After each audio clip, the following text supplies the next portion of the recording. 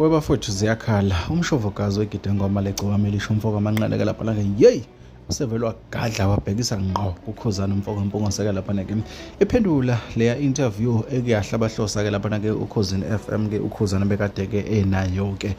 bafowethu leya nkulumo kakhuzana abantu abaningi bayichithile even ngisho nabalandeli bakhe abanye babo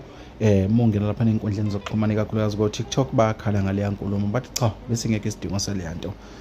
sokuthi ayibeke ngalo lahlobo ngoba bokufanele promote umsebenzi wakhe kodwa ke nanto udaba olubalekile igidengoma ke likaMthandeni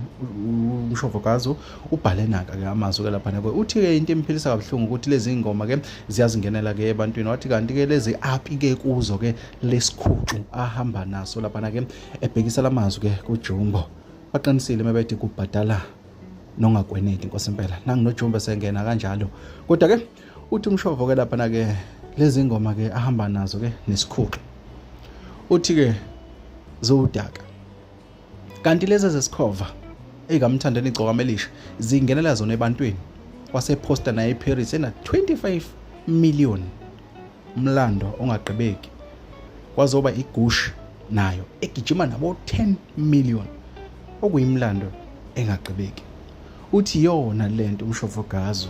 eyenza ukhuzane agxeka ukupikwa ngoba yena kumsebenzelanga kuJumbo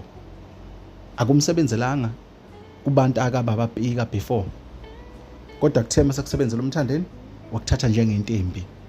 akusho mina bafethu kusho umshovokazo ngichaza inkulumo yakhe njengoba ke injalo mina ke ngikuthatha ngikubeke ke njengoba ke bafethu ngakuthembisa ngithi nje asidibane kwezinye